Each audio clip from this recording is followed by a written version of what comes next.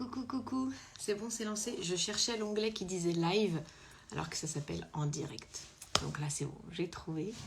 J'espère que vous allez tous bien. Aujourd'hui, on est gâtés, gâtés, gâtés. Parce que... comment je peux savoir si ça marche? Je pense que ça marche. Aujourd'hui, on est méga gâtés parce que j'ai mon amie Sandra, Sandra Duby, qui est psychologue et pasteur, qui va nous aborder un sujet on ne peut plus nécessaire sur la résolution des conflits, toutes sortes de conflits, donc que ce soit conflit avec notre conjoint ou avec nos enfants.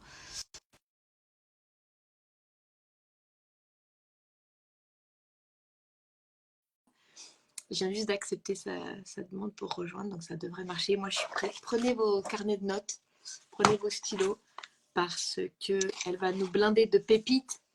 Salut Sandra. Salut Priscille, ça Ça va? va? Ouais, ça va. Comme un lendemain de fête, tu sais, on se sent toujours un peu... Il y a eu beaucoup, beaucoup d'émulation et tout. Puis là, oh, ça y Ouais, est, on redescend. Petit coup de, exactement. petit coup de blues et en même temps beaucoup de joie et en même temps beaucoup de... Tu sais, c'est tout mélangé, je trouve, les lendemains de fête. Tout mélangé, exactement. Faut redescendre un petit peu, Ouais, c'est hein? ça. Ça va toi? Ça va, ouais, ouais. Ben, je suis comme toi. J'essaie de redescendre un petit peu et de faire le bilan aussi de ces fêtes. Qu'est-ce qui s'est passé? Comment ça s'est passé? Et puis tout ça, hein. Ouais, On espère toujours que ça se passe le mieux possible ouais. au niveau relationnel. Et puis après, on fait un petit peu le bilan. Mm. C'est exactement ça. C'est ce que j'étais en train de dire avant que tu arrives, que c'est le moment pour parler des relations. Là, on a tous eu à Noël des gros regroupements de famille. Aujourd'hui, tu vas nous Mm. parler de comment on peut résoudre les conflits de manière saine. Bien sûr, j'aurais dû préciser Oui. parce qu'il y en a qui vont dire c'est facile pour résoudre un conflit, tu fous un Ouais. pain, tu t'enfermes dans ta chambre pendant 3 jours, tu fais la gueule, c'est très simple. Donc, c'est plutôt résoudre les conflits de manière saine. Mhm.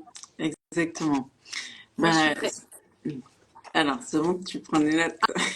Ah, moi, je prends les notes. Ben, mm. Je vous Ben, c'est conseille, vrai les amis, que de prendre. c'est bien. En tout cas, merci beaucoup de l'invitation, hein. Je suis très honorée d'être parmi vous, toutes celles qui nous regardent, tous ceux qui nous regardent. Je sais pas quel est le pourcentage de ta population, Priscille, qui sont des hommes, Ah, c'est qui 20%. pourraient dire dépasser mais heureux. 20%. Ouais. Ah waouh, quand même, énorme. Ben, en tout cas, c'est vrai que ces fêtes de Noël, c'est toujours l'occasion, en tout cas moi j'ai vu de manière récurrente dans certaines fêtes de Noël où c'est toujours les mêmes à un moment donné qui commencent à exagérer et après c'est les mêmes qui commencent à pleurer. Et puis c'est vrai que souvent les fêtes de Noël c'est potentiellement des grosses sources de conflits, donc on anticipe, on a peur. Moi j'ai fait une petite soirée là qui s'appelle les soirées Déborah où on expliquait comment en tant que femme, c'est des femmes, hein, on pouvait poser l'atmosphère d'une fête. Mm. Comment changer l'atmosphère ou poser l'atmosphère. Puis ça, c'est quelque chose de très féminin en fait. C'est comment tu accueilles tes invités, c'est comment tu essayes de t'assurer que tout le monde est bien, que tout se passe bien. Ça, c'est un petit peu notre fibre de maman, on va dire, ou de femme de la maison. Et donc, on le fait dans notre déco, mais on le fait aussi dans les relations. En Mhm. tout cas, moi, j'ai 6 garçons. J'essaie toujours que tout se passe bien, que tout le monde se sente bien, que tout le monde se sente respecté, se sente vu. Ouais. Parce qu'avec 6 garçons, tu sais, t'aimerais bien qu'il n'y en ait pas un qui se sente oublié. Et, euh, et donc, c'est toute une histoire, en fait. Et donc, moi, j'ai appris déjà à beaucoup prier avant ces événements et à remettre à Dieu tout ça, mais aussi d'intervenir dans les relations, c'est-à-dire tout ne se fait pas que dans la prière, hein, ça prépare le terrain, ça permet à Dieu d'intervenir, mais après, c'est comment résoudre les conflits, comment parler à un parti à un autre. Donc avec mon mari, on voit aussi beaucoup les couples, mais c'est vrai que tu parles, Priscille, de la gestion des conflits, pas seulement dans les couples, mais dans les relations en général. Puis ça, c'est très important. Moi, j'ai une femme qui s'appelle Adèle, qui a un magnifique témoignage. J'aimerais juste en parler 2 secondes. C'est donc une maman qui a 2 filles. déjà grande, hein, c'est une maman de 70 ans. Et Ah, puis, euh, et puis à un moment donné, elle a toujours senti un peu ses filles en compétition comme ça. Et puis un jour, sa fille lui a dit, écoute maman, je suis dans un processus de pardon envers toi, c'est pas facile, mais j'y travaille. Puis ça l'a interpellée, puis en fait, elle a vraiment cherché la source du conflit. Et puis c'était dû notamment à son ex-mari qui était un pervers narcissique et qui avait agressé ses deux filles, si on peut dire ça comme ça. Et puis elle était ben, au plus bas. Puis elle s'est dit, mais comment est-ce que je peux faire? Qu'est-ce que je peux faire pour que, que ces conflits se règlent? Et parce que c'était pas juste elle avec sa fille, mais ça avait une influence sur les deux filles entre elles. Et puis, elle a eu cette conviction qu'elle devait lui écrire une lettre.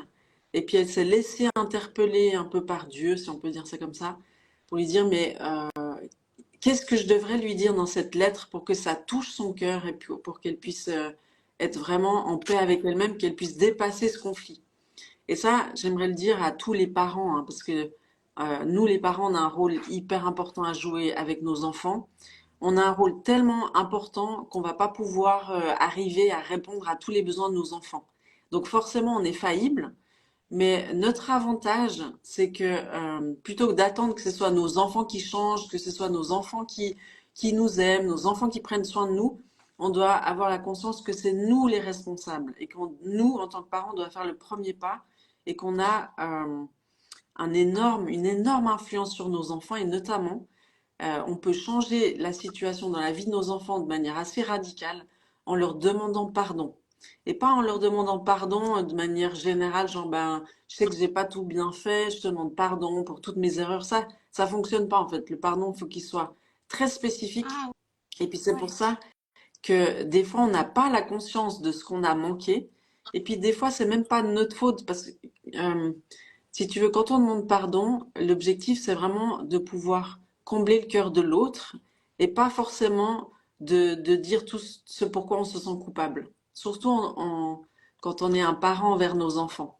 On doit, parce qu'on a ce pouvoir-là, donc ce pouvoir qui est une grâce, hein, pas dans le pouvoir de contrôler, mais euh, quand on demande pardon, on a vraiment le potentiel de guérir le cœur de l'autre. Waouh. Et puis c'est vrai qu'en tant que parent, on dit, ah mais non, ça, j'ai pas besoin de demander pardon parce que je me sens pas coupable pour ça. Ben, si tu sens dans ton esprit que c'est important que tu demandes pardon, parce que par exemple, il y a eu un divorce, le père, il a abandonné la famille, il était violent et tout ça, mais le père, il est plus là, ou il est mort, ou il est plus là pour demander pardon. Ben, toi, la femme, qui était peut-être pas responsable, effectivement, mais comme toi, tu es la seule personne qui reste, bah, tu peux demander pardon. Tu peux demander pardon pour le manque de paix dans le foyer. Tu peux demander pardon pour même la présence des parents qui n'a pas été là. Même si toi, t'es pas vraiment coupable et que tu te dissocies de l'autre en disant bah, c'est pas de ma faute. Mais si tu sais que ça peut guérir le cœur de l'autre, tu peux prendre ce mandat, en fait. Tu Ok. peux être un peu le bouc émissaire pour la guérison de l'autre. Tu vois, moi, par exemple, en tant que femme ou même en tant que pasteur, je sais qu'il y a plein de gens qui ont été blessés par des figures spirituelles, des curés, des pasteurs, parce qu'on a quand même un rôle hyper important. Ben, souvent, je vais demander pardon au nom des pasteurs qui ont offensé les gens, même si c'est pas moi qui l'ai offensé personnellement. Mais quand je demande pardon au nom des femmes ou au nom des mères ou au nom des figures spirituelles, je sais que ça va toucher le cœur de l'autre et donc, c'est important de pouvoir jouer ce rôle à un moment donné. Mais pour ça, il faut être assez à l'aise avec soi-même. Il faut être bien dans ses baskets, hein, pour dire Mm. ça comme ça, en disant, je sais que c'est pas à 100% de ma faute, mais pour aider l'autre, je vais le faire. Waouh. Donc, demander pardon, c'est vraiment un trésor. Donc, pour finir l'histoire de cette femme de 70 ans, elle a écrit vraiment, elle a pris 2 jours intenses pour demander un peu à Dieu qu'est-ce qu'elle devait écrire dans cette lettre de manière très précise. Puis le Saint-Esprit lui a montré, enfin Dieu lui a montré des choses très précises. Puis elle a convoqué ses deux filles. Elle leur a dit, il faut absolument que je vous parle, c'est sérieux, est-ce qu'on peut se voir? Puis dans les 2 jours, elles ont pu la voir. Et puis là, elle a dit, ben, je vais vous demander de ne pas m'interrompre, mais je pense que c'est important aujourd'hui que je puisse vous demander pardon. Et puis elle a lu sa lettre. Elle était vraiment engagée de cœur, hyper sincère. Ça, c'est important aussi quand on demande pardon. Et puis elle leur a dit, je vous demande pardon les filles, parce que à un moment donné, je sais pas combien de temps ça a duré exactement, mais la grande, l'aînée, s'est levée et elle a dit, aujourd'hui maman, je sens que la bénédiction, elle est sur notre famille. Il y a quelque chose qui s'est passé, quelque chose qui s'est produit. Et depuis ce jour, c'est pour ça que moi j'encourage toutes les mamans qui me disent, mes enfants, il y a ça, il y a de la drogue, des divorces, tout ça. Je leur dis, s'il vous plaît, prenez 2 minutes, posez-vous devant une page blanche et puis demandez à Dieu ou sondez votre cœur tout simplement. Hein. C'est pas pour savoir pourquoi exactement demander pardon à vos enfants. Prenez un temps de qualité avec eux, invitez-les au restaurant, aux gens, je sais rien. Et puis vraiment, avec humilité, demandez leur pardon pour ces choses spécifiques que vous avez reçues et vous verrez l'impact. Même s'il n'est pas immédiat, l'impact. En tout cas, là, dans l'histoire que je vous parle, l'impact était immédiat. Et puis ça a radicalement changé, mais toute la famille, hein. Les beaux enfants, les petits enfants, les filles aujourd'hui, c'est les meilleures amies, comme elles n'ont jamais été. Avant, c'était des rivales. Aujourd'hui, c'est les meilleures amies. Et puis, c'est des relations de cœur à cœur. C'est pas des relations superficielles où tout le monde fait semblant, on marche tous sur des œufs, puis on ne sait pas comment avancer. Mais c'est des vraies relations de cœur. Donc ça, ce que je vous dis, c'est une relation entre une maman et puis ses filles, hein, dont le papa était décédé. Mais c'est valable, ce que je vous dis, pour des relations de couple, c'est valable pour des relations de parents et enfants, enfants-parents, euh, amis aussi. C'est ce qui décante la chose. C'est moi ce que je dis souvent dans les couples. Euh, le plus fort, le plus viril, le plus héroïque, c'est celui qui demande pardon en premier. Parce que dans une relation, si on n'a pas un qui demande pardon en premier, ben c'est cuit, quoi. C'est le divorce, c'est la séparation. Mais en général, quand le premier demande pardon, pour des choses pas délirantes, hein, je veux dire, mais on a chacun en général une part à jouer. Et ben, quand la première personne demande pardon, souvent ça provoque chez l'autre, ben, il se sent aimé, il se sent considéré, donc ça va lui permettre d'être la meilleure version de lui-même. Donc en général, l'autre, c'est pas toujours comme ça, hein, donc le faites pas pour que l'autre demande pardon, mais en général, quand vous initiez un acte d'amour comme ça va provoquer chez l'autre la même chose. Donc l'autre, en général, va vous demander pardon aussi. Donc il faut initier le mouvement, et puis ça va vous demander du courage, de l'humilité, mais ça, c'est les vaillants héros. Comme je dis, euh, moi, dans mon couple, je sais que c'est souvent moi qui initie le mouvement, mais parce qu'en général, les femmes, elles sont un peu plus sensibles, ou elles sont peut-être plus disposées, mais je sais qu'à chaque fois que je le fais, ça va révéler la meilleure part de mon mari. Donc lui, c'est tout le temps comme ça, hein. À son tour, il va me demander pardon, et puis au final, on peut retrouver ce cœur à cœur, quoi. Parce que si les cœurs sont endurcis, c'est pour ça qu'il y a des divorces, hein, c'est une question de cœur. C'est les cœurs qui sont endurcis. Donc il faut qu'il y ait une petite flamme dans un des deux cœurs, parce qu'une relation générale, c'est deux. Et puis de se rendre compte qu'on est responsable de la réconciliation, en tout cas. Moi, je considère, en tout cas en tant que pasteur, hein, que je suis comme une ambassadrice de la réconciliation. Et je dois essayer d'initier ça. C'est l'amour, en fait. Moi, je considère on est sur Terre pour apprendre à aimer. C'est vraiment l'objectif de nos vies, hein.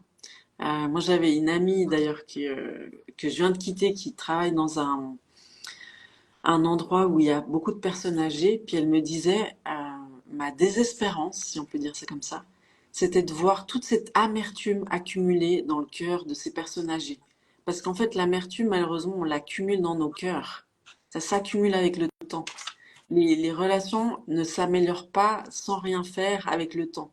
En général, ça a plutôt tendance à s'empirer. Donc, il faut prendre son courage à deux mains et puis réfléchir et se dire bah, pourquoi est-ce que je pourrais commencer à demander pardon pour initier la réconciliation. Alors, on est d'accord, hein, qu'il y a des relations qui sont très toxiques et il vaut mieux la séparation. Ça, c'est sûr, mais je parle pas de ces relations-là où, parce que moi, je ne suis pas pour le mariage à tout prix et puis mettre des femmes qui sont battues par leur mari en danger. Ça, c'est pas du tout mon concept, hein. Moi, je pense que Dieu est un Dieu d'amour, donc il veut la protection de chacun, hein. Donc, si tu es dans une relation toxique où tu es maltraité, ou tu subis de l'abus, que ce soit psychologique, sexuel, physique, euh, tu dois sortir de là et puis guérir ton cœur et puis apprendre à te respecter. Parce que si tu sais pas à te respecter, tu vas pas te faire respecter. Donc tout ça, c'est des choses à considérer dans les relations, hein. Pourquoi est-ce que je suis tout le temps dans une relation toxique? Pourquoi je suis tout le temps avec un homme qui me maltraite? Ben, c'est parce que toi, ou tu as été abusé dans le passé, mais c'est parce que tu as une petite image de toi-même. Donc tu dois déjà apprendre à t'aimer et te respecter pour pouvoir te faire aimer et respecter. Ça, c'est un peu la base dans les relations, hein. Et puis c'est valable pour toutes les cultures, tous les âges. Enfin, là, ce que je raconte, c'est pour tous, tous, tous, tous. Il n'y a pas d'âge, il n'y a pas de culture, il n'y a pas de langue qui fait la différence. On est vraiment tous au même niveau par rapport à ça.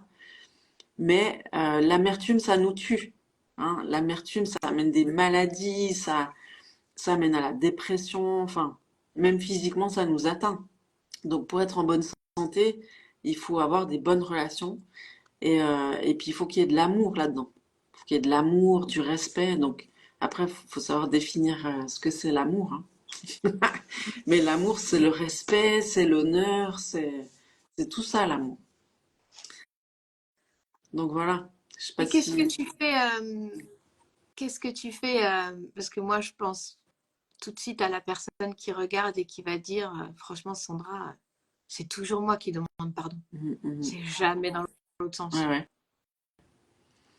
Ben, donc, il y a une différence qu'il faut absolument faire, c'est entre le pardon et la réconciliation. Tu vois? Pardonner, tu le fais vraiment dans ton cœur pour survivre, pour que ton cœur reste souple et malléable, qu'il soit toujours capable d'aimer.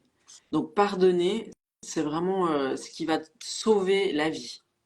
Mais pardonner, ça ne veut pas dire te réconcilier. Ça ne veut pas dire subir encore les assauts des autres. Ça ne veut pas dire te remettre dans des relations toxiques. Ça ne veut pas dire que tu vas oublier le mal qui t'a été fait. Ça ne veut pas dire que tu vas refaire confiance, tu vois. Donc, Mm. se réconcilier, c'est quand une relation a été brisée puis que tu essayes de la reconstruire.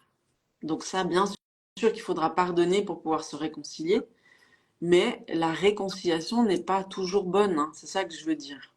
Donc moi aussi, je pourrais dire, c'est toujours moi qui demande pardon. Mais comme après, je vois le cœur de mon mari, c'est juste que pour lui, c'est plus compliqué. Mais ça veut pas dire qu'il a un cœur plus dur. Ça veut dire que c'est un homme. Enfin, il y a aussi une différence entre les hommes et les femmes, hein. Moi, Mm. quand j'ai compris, en fait, que mon rôle de femme était différent que mon mari et qu'il fallait que j'arrête d'avoir des attentes irréalistes envers lui, ben ça allait mieux, hein. Je disais, mais c'est toujours moi qui demande pardon. Puis en fait, c'est comme si Dieu m'a dit, ben, je t'ai taillé comme ça, en fait. C'est toi qui initie la réconciliation, puis regarde après ce que ça produit. Produit la meilleure version de ton mari, ça produit la paix dans la maison, ça produit... Donc c'est pour ça que j'ai réalisé en fait que c'était un truc un peu de femme, de prier pour son mari, tu sais, d'intercéder pour ses enfants. C'est un truc de maman. C'est quelque chose qui est... Mais la femme, elle est aussi plus sensible, plus vulnérable, donc elle doit faire attention à qui elle ouvre son cœur, à qui elle se donne en fait. Du, Euh, du coup, est-ce que tu dirais que ça va, il faut que ça aille de pair avec le fait de savoir mettre des limites, de ah ben oui, savoir poser des limites? c'est indispensable. Ça, c'est le respect de soi-même, tu vois, de poser ses limites. C'est comme si notre vie, c'est un jardin. Ta vie, c'est ton jardin. Et puis il a des barrières. Bien sûr, pas tout le monde peut venir piétiner ton jardin. Et c'est toi qui es garant. Tu dois exercer une certaine autorité et dire non, là, tu peux pas marcher. J'ai planté des roses, j'ai planté des fleurs, j'ai planté. Et t'as pas le droit de venir piétiner mes fleurs. Ça, faut être capable de le dire. Donc, dans tous les jardins de nos vies, il doit y avoir des barrières très claires. Et puis aussi, on doit savoir dire non. Ça, c'est hyper important, hein. Savoir dire non. Donc, au moment où on gère un conflit, Ouais. une fois qu'on a fait ce premier pas de demander pardon, pour Mhm. notre, pour, pour notre part, est-ce que dans la foulée, on dit, par contre, je dois te dire que ça et ça, c'est mes limites, ou c'est pas le Ouais. moment? Et à quel moment, en fait, on place ces limites? Ben, le plus tôt possible, hein. C'est pour ça que souvent on a des problèmes relationnels parce que justement on n'a pas discerné nos bonnes relations, on n'a pas su poser ses limites. Et puis après on est dans la survie, donc on est ou dans la colère démesurée, ou alors on attend que ce soit trop tard pour réagir, hein. Enfin, je veux dire, on n'est pas censé vivre dans des vies de conflits, mais ce qui est important de savoir, c'est que les conflits dans nos vies, c'est comme des boutons rouges qu'on porte et qui sont invisibles. Mais l'autre, en général, le plus proche, ben, ça va être notre conjoint, tu vois, nos enfants, nos parents, c'est ceux qui sont le plus proches qui nous affectent le plus. Mhm. Ben, eux, ils vont venir appuyer sur des boutons rouges, mais qui sont des réactivations des blessures du passé, en fait. Mhm. Souvent, les sources de conflits, tu vois, elles sont sur des pacotilles. Mais ce qui fait qu'on sort de nos gonds, ce qui fait qu'on pète un câble, si on peut dire ça comme ça, c'est parce que ça vient réactiver un conflit du passé. Donc c'est pour ça que plus on traite les blessures de notre passé et mieux on gère nos conflits en fait. Puis après, il faut savoir une chose, c'est qu'on peut être un ambassadeur de réconciliation, mais sans arriver à aller jusqu'à la réconciliation. Tu peux faire ta part, mais si l'autre ne la fait pas, eh ben, tu vois, je veux dire, à un moment donné, on est limité. On peut prier, on peut tout faire, et puis c'est important de tout faire hein, avant de divorcer. C'est important de tout mettre en place pour que qu'on soit sûr qu'il n'y a pas d'issue.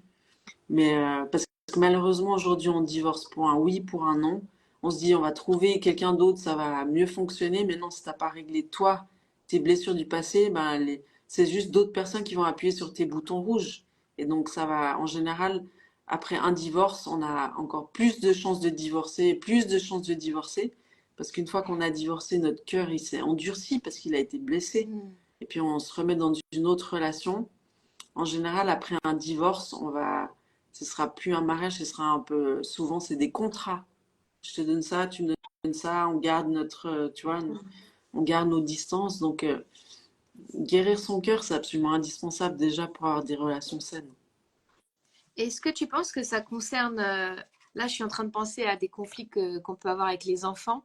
Au moment Mhm. où on se dit, bon, je vais aller demander pardon d'avoir crié, enfin, on ne demande pas pardon de les éduquer, tu vois, on doit Oui, les éduquer, mais oui, pardon pour tout ce qu'on voulait pas faire. On voulait pas les oui, blesser, on voulait pas lever la voix, nanana. oui, Moi, je me demande toujours, est-ce que ça les concerne le fait que ce soit une bataille à l'intérieur de moi? Parce que clairement, c'est mhm, toujours les mêmes trucs qui me mettent hors de moi. Souvent parce que ça fait appel à des choses qui sont encore douloureuses dans ma vie, qui datent d'il y a des années, des années. Est-ce que tu dirais que ça concerne la personne en face? Est-ce qu'il faut lui dire, écoute, je te demande pas d'avoir réagi comme ça, par contre, il faut que tu saches que ça, c'est un bouton rouge qui me déclenche parce que j'ai vécu ça, j'ai vécu mhm. ça, j'ai manqué de ci, j'ai manqué de ça. Est-ce que tu dirais que ça se transmet? Est-ce qu'on doit parler de ça et surtout à nos enfants? Ou est-ce que tu dirais non, non, ça ne les regarde pas, tu gères ton truc tout seul? Ouais. Ben, les enfants, si tu veux, avec ton mari, oui, tu vois. Ou avec tes proches amis, oui, tu peux expliquer. Après, avec les enfants, ce qu'il faut faire attention, c'est de ne pas les accabler, c'est-à-dire de ne pas leur faire porter des fardeaux qu'ils sont pas censés porter, tu vois. Parce que si on commence à partager à nos enfants nos conflits intérieurs, eh ben ça devient un petit peu de la, je me confie à mon enfant, et ça, c'est des choses qui peuvent pas gérer les enfants. Ça peut s'apparenter à de la parentification, tu sais. La, De la parent- quoi? la parentification, c'est un terme en psychologie qui veut dire c'est quand tu prends tes enfants comme tes parents, en fait. Ah ouais, on Où inverse les tu, rôles en gros. voilà, exactement, tu inverses les rôles. Et ça, c'est très dommageable parce que c'est quand les parents se confient à leurs enfants ou qu'ils leur parlent de leur intimité ou des fois, tu sais, c'est quand des mamans qui sont en plein divorce commencent à parler de leur intimité avec le mari aux enfants. Ça, il faut surtout pas faire parce que ça met des jougs sur les épaules des enfants et qu'ils n'ont pas apporté. Donc, faut pas trop, parce qu'après ils vont commencer à se dire, mon Dieu, ils se sentent très vite responsables de leurs parents, les enfants. Tu vois, pendant des divorces, par exemple, les enfants vont toujours se sentir coupables. de quelque chose. Quand il y a des conflits chez les parents, les enfants vont se sentir coupables. Et donc ça, c'est important de leur dire, non, t'es pas coupable, c'est pas de ta faute, c'est important de le verbaliser ça. Ouais. Mais par contre, plus on va se confier à nos enfants des choses de cœur, tu vois, parce que quand on se confie, c'est comme si on essaie de partager un peu nos fardeaux, t'es d'accord? Donc c'est bien de le faire avec la psychologue, mais avec les enfants, il faut toujours penser à eux en premier et pas les utiliser pour nous, Ouais. tu vois? C'est un peu subtil, hein, mais c'est très très important de pas les accabler, tu sais, de les garder innocents et puis insouciants. Ça, Ouais. c'est la vertu de l'enfance, enfin, c'est l'innocence et l'insouciance. Donc ça, faut vraiment veiller là-dessus. Maintenant, c'est sûr que si on a été trop loin, c'est important de leur demander pardon pour des choses bien spécifiques, mais c'est aussi important de pas répéter tout le temps les mêmes erreurs et de demander pardon tout le temps, tu vois. C'est comme Oui. je donne un cas extrême, c'est comme le mari qui bat sa femme et puis il y a tout le temps, il est comme un petit enfant après un geste hyper violent. Il est comme un petit enfant et puis il dit non, je demande pardon, je ferai plus, puis il le refait, il le refait, il le refait. Ben là, à un moment donné, il faut dire stop, quoi. Enfin, Mm. tu vois ce que je veux dire? Mm. C'est qu'il faut être intègre, c'est-à-dire ce que je dis, je le fais. Et puis, Oui. donc voilà. Je sais pas, j'espère que c'est Ouais. clair ce que je te dis. Ouais. Ouais. Ouais. Non, ça me parle. Mais le point clé, c'est souvent que il faut aller s'occuper de notre cœur et des blessures de notre passé, tout ce que tu viens de dire. Mhm. Et des fois, Exactement. quand on est dans tu sais, l'intensité de la parentalité, tu te dis à quel moment je prends soin de mon cœur. Ouais. Parce que prendre soin de soi au sens je vais me prendre un Ouais. bain, ça oui, tu Mhm. vois. Mais c'est vraiment prendre soin de son cœur, trouver quelqu'un à qui se confier, Mhm. faire ce travail-là qui, des fois, on on n'ose même pas se dire je vais sortir de mon portefeuille. Je sais même pas combien ça Mhm. coûte d'aller voir un psychologue, mais je sais que Ouais. c'est pas pris en charge par la Sécu, donc c'est un budget. Tu te dis, j'ai investi pour guérir, pour me sortir Ouais. de cette prison que personne voit en plus, parce que c'est des choses qui se Exact. passent à l'intérieur. Des fois, même nous, on sait même pas trop ce qui se passe à l'intérieur. Donc, je trouve ça Exact. bien que tu en fasses une priorité, parce que qu'on se sente tous libres de dire, je vais m'occuper de la guérison de mon cœur parce que je veux que ça aille bien dans tous les autres domaines. Exactement. C'est vraiment une priorité, hein. Et c'est vrai, comme tu dis, Priscille, on dit souvent aux mamans, faut que tu prennes soin de toi, genre, va te faire les ongles, mais prendre soin de son cœur, je t'assure, c'est 1000 fois plus efficace que les ongles que tu dois refaire tous les mois, hein, toutes les 3 semaines. Ouais, Ouais. Ah, super. avec Priscille. Ouais. Et ok, bah, il y a pas mal de tips là. Il y avait d'autres choses que tu voulais rajouter sur. Parce que comme je t'ai posé des questions, peut-être que Ouais. ça t'a aiguillé là où tu n'avais pas Mhm. l'intention d'aller. Ben, moi, j'aimerais surtout parler aux mamans hein, qui sont peut-être en train de se dire j'en peux plus, je veux divorcer. J'aimerais leur dire, tu sais, moi, mon mari, il a des parents divorcés, et puis on voit vraiment l'effet du divorce sur plusieurs générations. Et puis à chaque fois, je me dis, puis Julien aussi, il se bat vraiment pour que les couples restent ensemble. Mais ça demande que chacun puisse travailler à la guérison de son cœur, et puis aussi de se dire, le divorce, c'est pas la solution. Puis de dire, je retrouverai mieux ailleurs, pas forcément en fait. Euh, il faut gérer le relationnel et puis se dire, bah, je commence par moi, en fait, d'avoir l'humilité de se dire, ok, je vais commencer par moi, plutôt que de toujours attendre de changer l'autre. Parce que ton changement peut vraiment provoquer le changement de l'autre, c'est ça qu'il faut bien comprendre. C'est que tu as le pouvoir, en tant que femme, hein, parce que la femme, c'est une sacrée source d'influence, en fait. Une sacrée source d'influence pour, donc il y a beaucoup d'espérance pour les femmes, je dirais, va guérir ton cœur, va voir une psychologue, parle, essaie de trouver des amis qui sont vraiment à l'écoute, et puis remets-toi en question, vraiment, euh, sonde ton cœur, tu vois, genre, essaie de voir chez toi qu'est-ce qui peut changer ou comment tu peux trouver des solutions pour toi, et après ça va couler sur les autres, ça va couler sur les enfants, sur ton mari, Et ça, c'est l'espérance. Alors que si tu dis, ben, c'est l'autre qui va changer, c'est mes enfants qui vont pas, c'est toujours l'extérieur, ben là, il n'y a aucune espérance de changement, en fait. Ouais, c'est ça. Ça va couler sur les autres, ça me parle énormément. Mhm. Ouais, C'est-à-dire ce qu'on veut voir, on va pouvoir finir par le voir, mais il y a un ordre. exact. C'est ça que tu es en train Oui, de dire. Ouais. oui, ma belle Priscille. Euh, Mhm. Tu sais, avant de commencer le live, j'ai dit que tu voulais offrir 5 places de l'école des Oui, femmes. Ce que tu organises là pour toutes les femmes, parce que c'est vraiment toute génération, n'est-ce pas? c'est tout, N'importe quelle exactement. femme peut la Ouais, faire, qu'elle ait 15 ans ou qu'elle ait 75 ans. exactement. Même 120 ans, hein, je crois qu'on peut vivre jusqu'à 120 ans. Après, il faut savoir utiliser un petit peu Internet. Ouais, bien sûr. Mais, enfin. Il y a une bonne question, je ne sais pas si tu as le temps de répondre, mais tu vois, il y a quelqu'un qui dit à quoi ça sert de faire un travail sur soi si le conjoint, lui, il ne fait pas. C'est une bonne question. Tu as le temps de répondre? Écoute, c'est un petit peu ce qu'on a dit, hein. C'est que si tu fais un travail sur toi, ton changement peut impliquer le changement de l'autre. Ton changement peut changer ton regard sur l'autre. Ton changement peut vraiment, tu sais, c'est vraiment, je vois la vie en rose. C'est quoi les lunettes que tu portes? Et si tu changes de lunettes, je veux dire, tout ton monde peut changer autour de toi. Donc, c'est ça l'espérance. C'est pour ça que si tu veux voir du changement, commence par toi. Ça, c'est vraiment le leitmotiv. Hmm. Ça Mm. aussi, ça me parle, ton histoire de lunettes. Parce que quelquefois, ouais.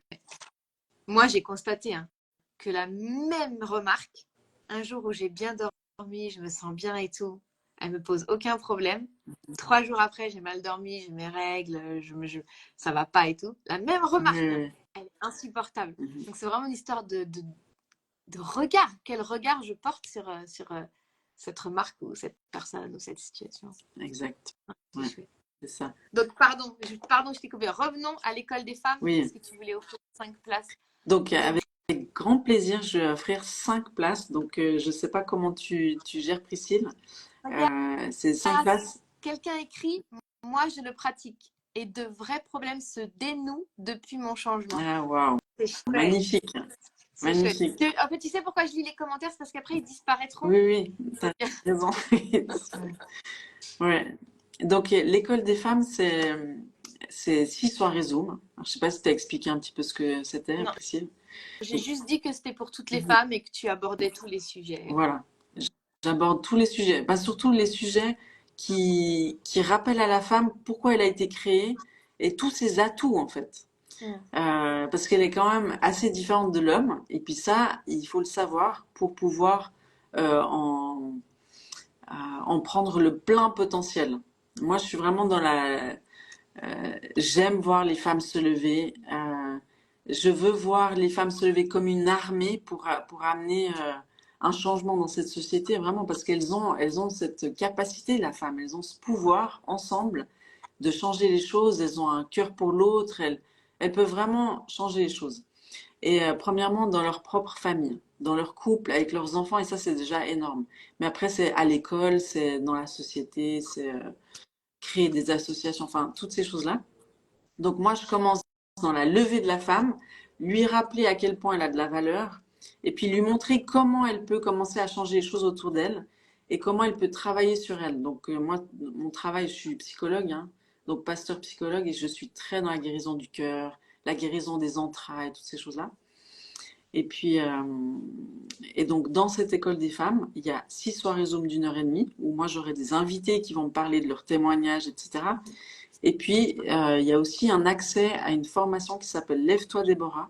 Et c'est comme un parcours thérapeutique pour la femme où on aborde la blessure du père, la blessure de la mère, où on aborde les relations toxiques, la guérison des entrailles, où on aborde comment gérer le contrôle, enfin des choses qui sont propres à la femme.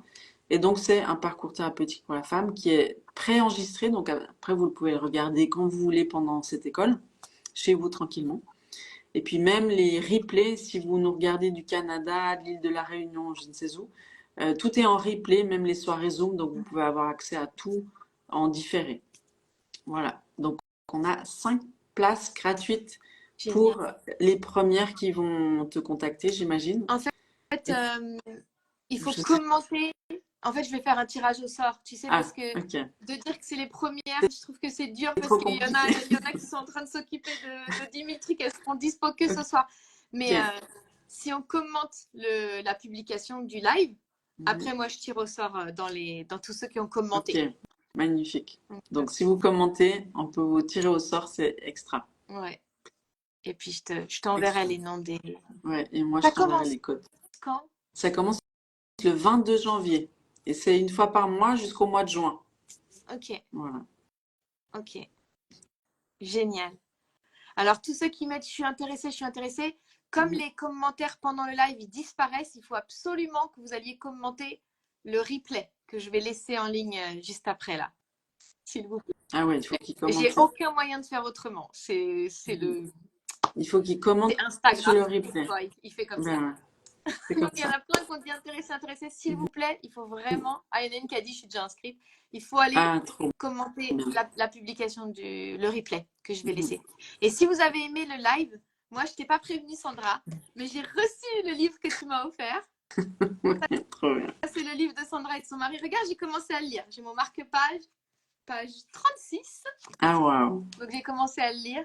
Donc, si vous avez aimé le live, bah forcément que vous allez aimer le livre. Donc, voilà. C'est à l'envers, alors ça, c'est lève-toi, lève-toi. Oui, toi, lève-toi. Voilà. Trop bien, Bon, ma bah, belle merci, Christine. hein. Merci, Sandra. Je vais laisser. Ah, quelqu'un demande quel âge pour l'école des femmes. Alors, pour l'école des femmes, tu peux commencer à 15 ans jusqu'à 120 ans, comme on disait.